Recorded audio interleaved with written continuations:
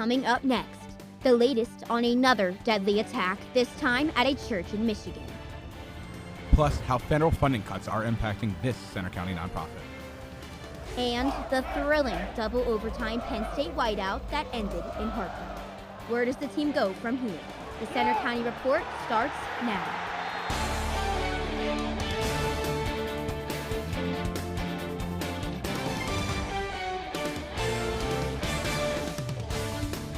Good afternoon, I'm Patrick Gray. And I'm Hannah George. Thanks for joining us for the Center County Report. Our top story, the lawyer for the suspect in Charlie Kirk's murder wants more time to review evidence in the case. A Utah judge held a court hearing yesterday for 22-year-old Tyler Robinson. The suspect was not in court. Prosecutors are seeking the death penalty against Robinson if he's convicted. Both prosecutors and the defense say the amount of evidence to go through is huge. A judge set the next hearing for late October.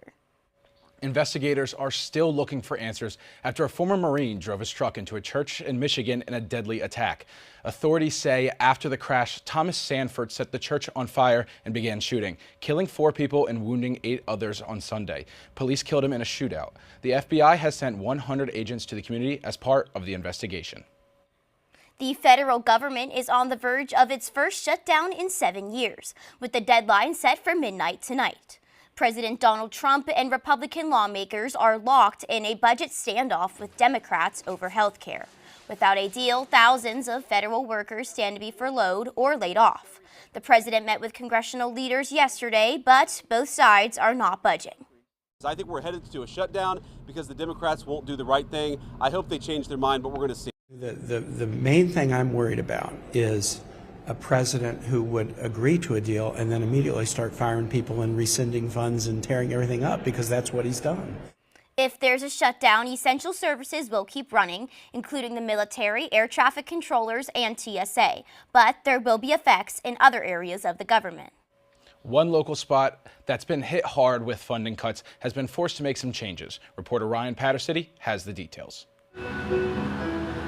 The Culture and Arts Hub in downtown State College, known as 3 Dots, has been forced to make some tough decisions recently. After cutbacks in federal funding, the nonprofit has eliminated positions, including Executive Director Erica Quinn and Assistant Director Elena Quinones. It's a very difficult decision that they had to make, but it's one that I feel grateful for, that vision and that ability to carry the mission forward. I'm filled with a lot of gratitude to work with the people who are part of that organization. They're really amazing. Those cuts, coupled with a pause in funding from state grants, and 3 Dots was left with little choice but to restructure.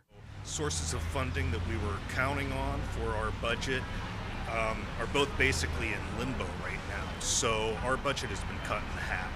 Don't worry though, just because some changes were made doesn't mean 3 Dots is going anywhere just yet. Despite funding troubles, they wanted to send a message to their community. We are here. Our space is open. We're going to continue serving our audiences.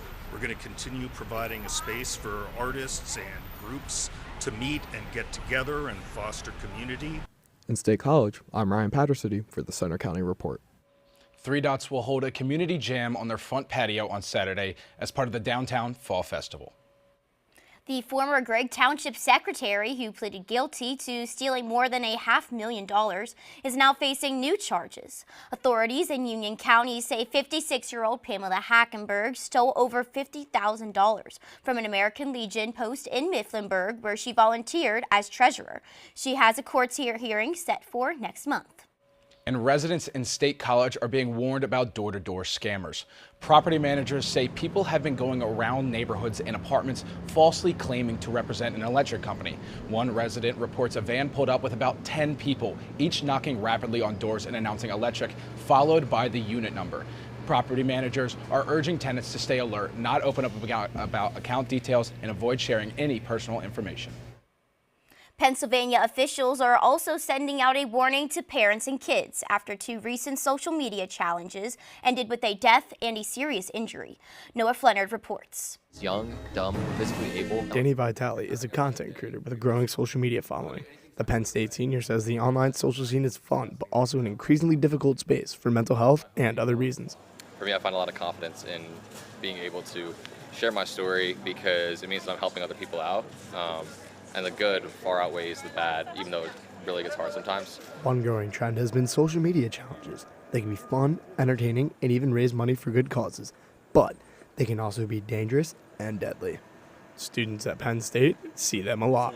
The cinnamon challenge, Tide Pod challenge, the whole Pokemon Go thing. Officials have issued a warning after 2 recent incidents left a teen dead and a young woman hurt in the Lehigh Valley. A 17-year-old died in a parking lot after riding a folding table tied to a moving vehicle.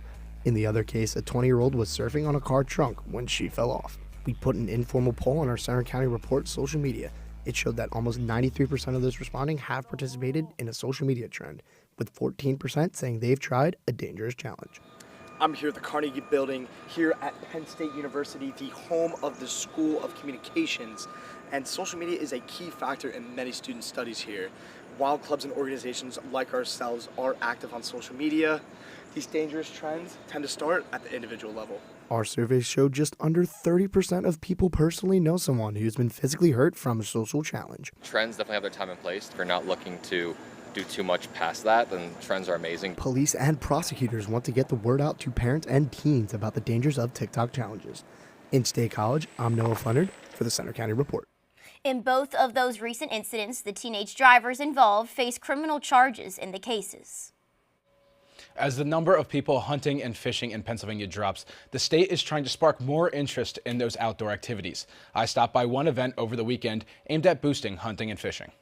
Stretch it farther and farther, I'm like, okay, it's gonna snap. More than 100 people turned out on a nice fall day at Bald Eagle State Park to celebrate National Hunting and Fishing Day. Park rangers, the Game Commission, and others joined in to help people learn more about the outdoors and conservation. Fish Day is all about getting the community, so whether it's families or maybe it's friends, just getting together to get out here, have a great time, learn a little bit about some hunting, some fishing, as well as safety and all that Pennsylvania has to offer. The goal of events like this is to help revive a Pennsylvania tradition that's been struggling. In the 1980s, our state had more than 1 million hunters, according to the Game Commission.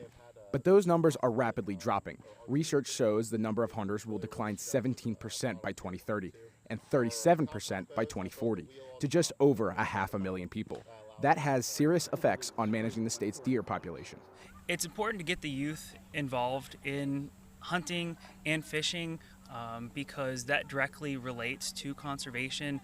Jake Smith said it's the money made from these pastimes that helps protect nature in Pennsylvania. The money that people are paying for their fishing license and hunting license goes directly back into the agency that helps to promote conservation. This weekend event, though, was focused on fun. One way to do it. We will have archery station, we have a fishing station, building bluebird boxes at one station, and working on building fish habitat at another station. Bald Eagle State Park and the Fish and Boat Commission hold events like this on a regular basis, where people of all ages can come and learn the importance of natural preservation. Officials say factors in the state's hunting and fishing decline include an aging population and other hobbies and activities that younger people are doing.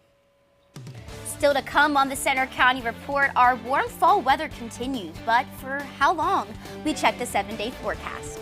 And flu season is coming, where you can get a free vaccine. Also coming up, what it takes to bring ESPN's College Game Day production to Penn State.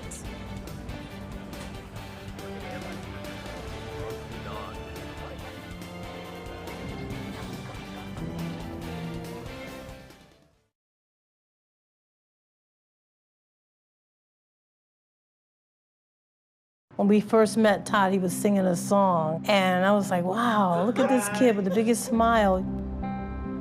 Todd's a joy. Yes. Todd's really is a great joy. And you.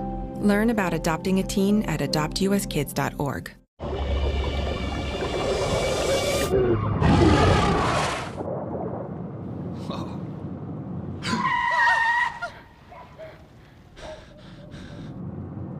Eyes forward. Don't drive distracted. Children are the greatest joy and our best hope for a better future. Friends, they are the future. But did you know that millions of kids are facing hunger every day? Food is not just food. It's energy, health, confidence, hope, and even love. Yes, love. Thank you! Learn more about how No Kid Hungry is helping end child hunger in America at helpnokidhungry.org. Keep going, keep going.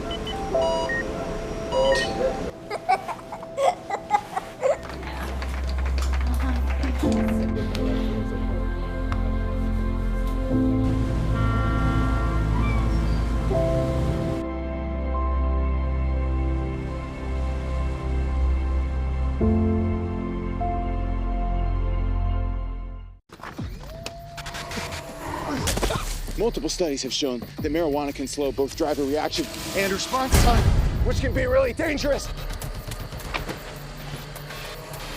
He's here. He's here. Wait. What? I can't drive. Why? My. Oh.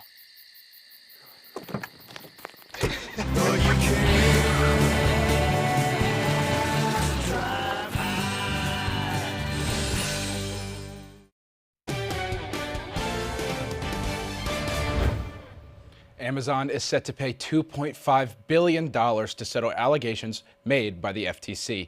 The company is accused of tricking customers into signing up for a Prime subscription and making it difficult to cancel. While $1 billion will go to civil penalties, the other $1.5 billion will go to customers as refunds. Reimbursements will begin within 90 days of the settlement order. A new self-storage facility has opened in the State College area. Brickwork Self-Storage in Ferguson Township has more than 500 climate-controlled units as well as drive-up units with access to electricity. It's the first of several new facilities in the area, with at least 4 others planned. It's almost flu season, and health experts are recommending people get vaccinated as we head toward the colder months. Here's a look at the current U.S. flu map. It shows Pennsylvania in the minimal category, but that could change soon. Penn State students' flu vaccine clinics begin this Thursday and continue through early December. Free clinics will be held at Alumni Hall in the Hub. Appointments are required. Thousands turned out at Penn State's Old Main over the weekend for ESPN's College Game Day. The popular live show was back in town for the whiteout game. Reporter Jake McGlinchey gives some insight on what it takes to put on the show. Cheers, kicks, and campouts came to Happy Valley over the weekend. ESPN's College Game Day was in town. Behind all the excitement, days of work go into making game day happen. The location of the event is usually chosen on Sunday, less than a week before the show. So it's a pretty big undertaking. This show has grown tremendously over the last couple years. At this point, I believe there's 11 semi-trucks and 2 tour buses that travel across the country. The fleet of trucks rolled onto campus Tuesday night. The trailers carry the entire set, along with equipment from cameras and screens to a mobile control room. Engineers prep the equipment for the technical crew to run the show. Cables are run to the stage in front of Old Main. It's Friday afternoon, and you can see behind me that the stage is in its final phases of construction. This year marks the 12th time that College Game Day has rolled into Happy Valley, but this is the first time that the show has been in front of Old Main since 2021. The production changes each year based on audience and network needs, but also will change to meet the needs of the university. The relationship between Game Day and a host university is a partnership to bring its school spirit to life on national TV. The show is coordinated by operations producers like Justin McIntosh, who plan out every step of the undertaking. So we've got a really large contingent of people in a bunch of different groups, and no area is unimportant. After the 3-hour show, the crew immediately starts breaking down the set. By Sunday night, the Old Main lawn was clear, and Game Day was off to its next city. In University Park, I'm Jake McGlinchey for the Center County Report. ESPN is now rolling into Tuscaloosa, Alabama for this Saturday's Game Day show. Now, here is Filippo with weather.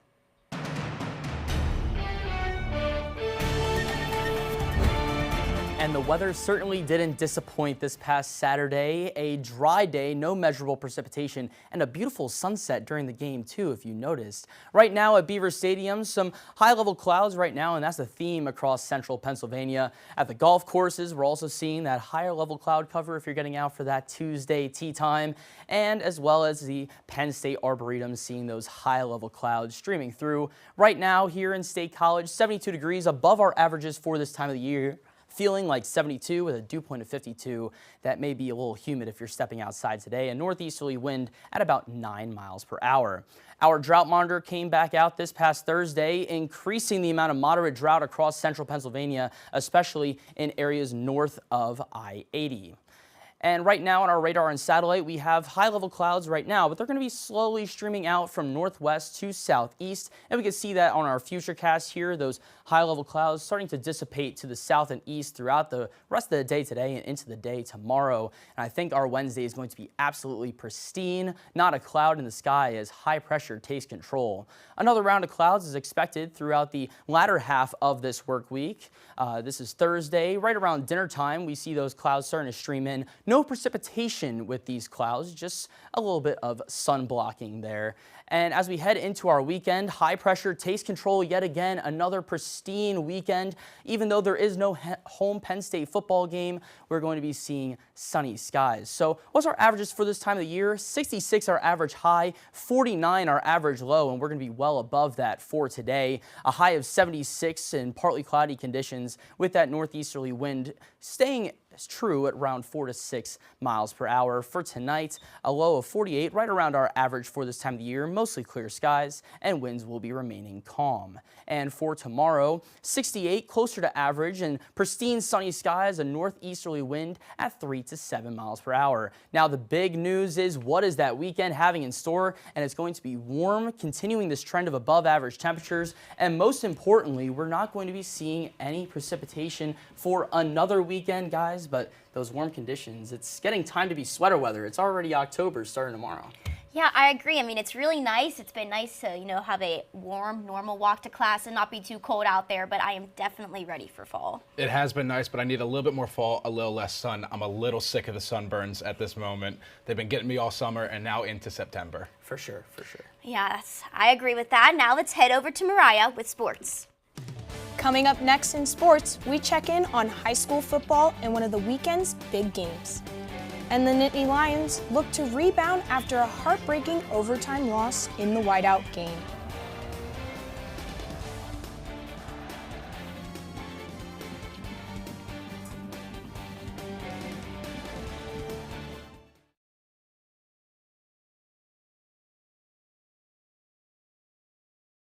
Hey there, I'm Lance Bass, and this is Chip.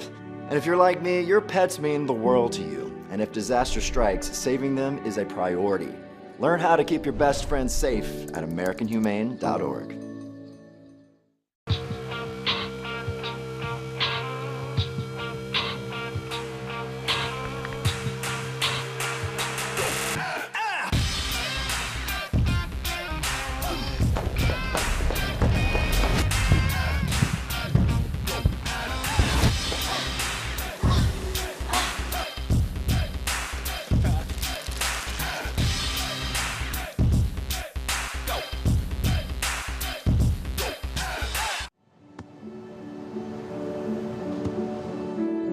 I don't remember how it started.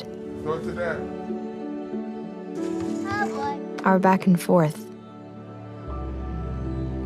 It always came back. Dad! You probably don't remember what you told me, That was perfect. but I heard every word.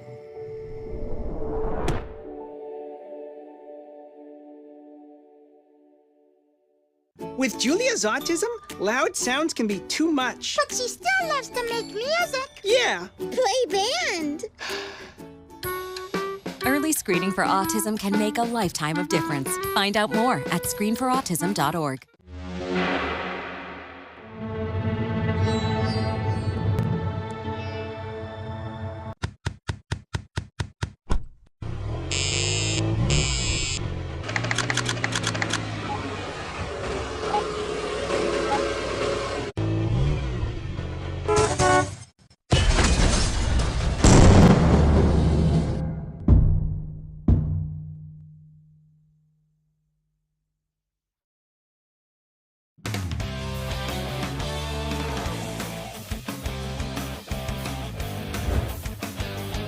I'm Riley Zondo with sports. After an agonizing night of football frustration, the Nittany Lions are looking ahead to this week's game at UCLA. Penn State is coming off a double overtime loss to Oregon in the whiteout game, where a furious comeback again fell short. All eyes were on Happy Valley as ESPN's College Game Day returned for the whiteout game. Fans camped out overnight and packed Old Main Lawn before sunrise, waving signs and bringing energy to a national audience. The energy's unreal, and I can't wait. I just hope everybody has the same energy for game day and then goes takes a nap and can do the night game. This weekend, Penn State's whiteout game lived up to the hype. A packed crowd at Beaver Stadium, ESPN College Game Day on Old Main Lawn, and Oregon's first time back since 1964. More than 111,000 fans dressed in white packed the place and brought the noise. But Oregon handled the pressure. After the Ducks built a 17-3 lead, Drew Aller led Penn State back, tying the game to force overtime. But in double overtime, Dylan Thiemann intercepted Aller on the first play of Penn State's drive, sealing Oregon's win 30-24. Coach James Franklin's record dropped to 4-21 against top 10 teams, and the team again has to regroup after a devastating loss. And we got to learn from this. We got to have a great week next week. We got to tune out all the noise, and we got to get better from this and get on a roll for the rest of the season. So, Penn State dropped 4 spots in the AP poll. The team heads to California this week to face winless UCLA on Saturday. And that game Saturday kicks off at 3:30 p.m. Eastern Time. You can listen live on Penn State Com Radio with our broadcast team at the Rose Bowl. Now to high school football. One of the tightest games had Phillipsburg Osceola beating Bellwood Antis 31-28 over the weekend. Thanks to the PO defense recovering 3 fumbles and 4 total takeaways after the whistle, Alec Brown has more. A football masterpiece was put on by Phillipsburg Osceola early on. Their staggering defense translated into grinded-out offensive possessions. The trenches were a main focal point. The man who benefited from the offensive line was Colton Chapman. And I got to give it to my line. They brought line and my lead backs blocked very well tonight, so give credit for them for the 2 touchdowns. But it wasn't just the line play on the offensive side. The Mountaineers across the game accumulated 4 forced fumbles. One was recovered by none other than Chapman. I knew we had to step up, and when I saw a ball, I had to get it because I knew that was big for us.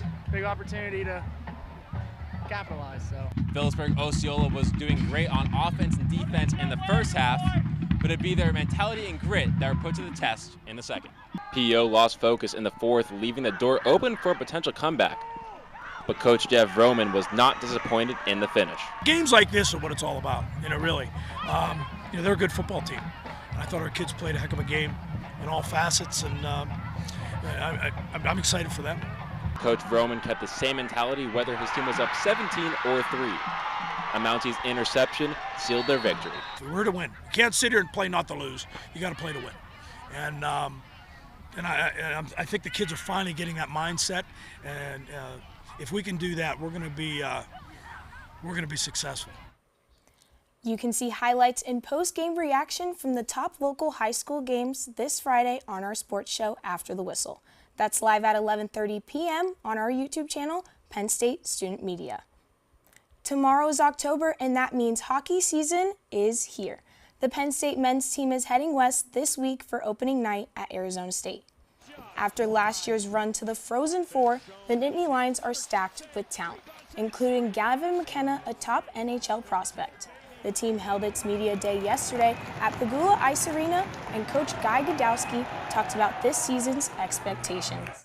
And I think it's been starting from scratch here. Hasn't been that long, a little over a decade. I think these are the days that we were looking forward to. Like I can tell you, back when there was 0 expectations and the only expectation was that you were going to get killed, this is a lot better. Puck drop at Arizona State for the first time in the 2-game series is Friday at 9 p.m. Eastern Time.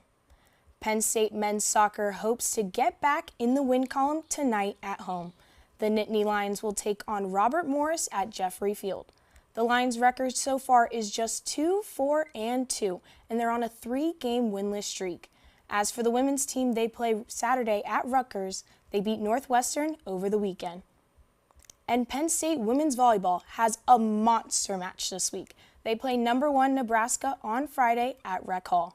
The team is trying to rebound after a 3-1 loss against UCLA over the weekend. That's all for sports. Now back to you guys.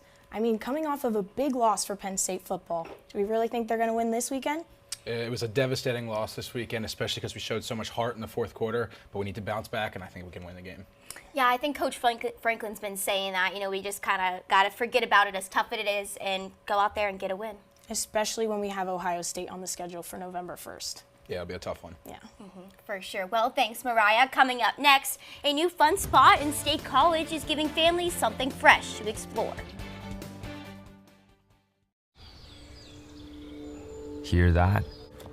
That's the sound of your life. Perfectly imperfect. But every time you drive after drinking, the music gets drowned out. Your life sounds pretty great.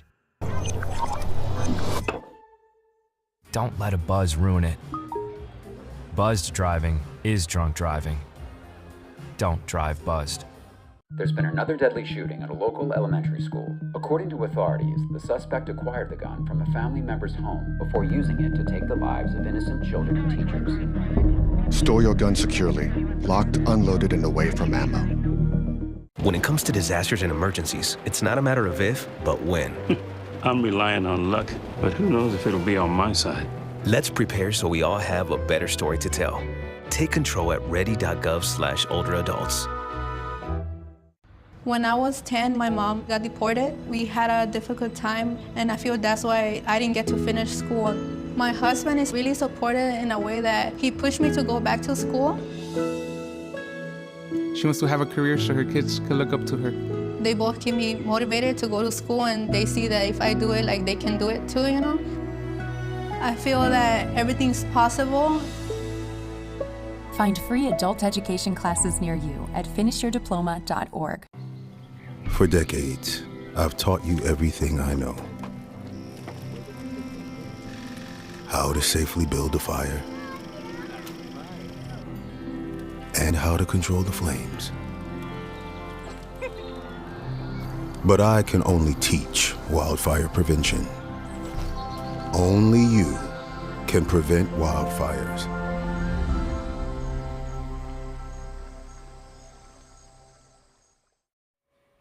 Families now have a new indoor playroom for their kids in State College. Little Lions Play Den has opened on Rolling Ridge Drive in State College. The space caters not just to kids, but parents too. Parent seating is available along with a cafe. Owner Juliana Rutherford created the Play Cafe with her children and friends in mind. I want people to feel like they're coming to my house for a play date. I want moms to feel like we're coming, we're hanging out, we're chit-chatting, sipping some coffee, having a couple snacks. I want kids to feel like they're coming here and having a play date or just playing in my home and just comfort and relaxation. That's really what I'm looking for. It's just There's pricing for drop-ins and memberships too. That's all for today's newscast. We hope you'll join us Friday for our next local news update. But you can follow us anytime for breaking news on our Center County Report X, and you can see our stories on our Facebook page, Instagram, YouTube, and our website. Have a good weekend.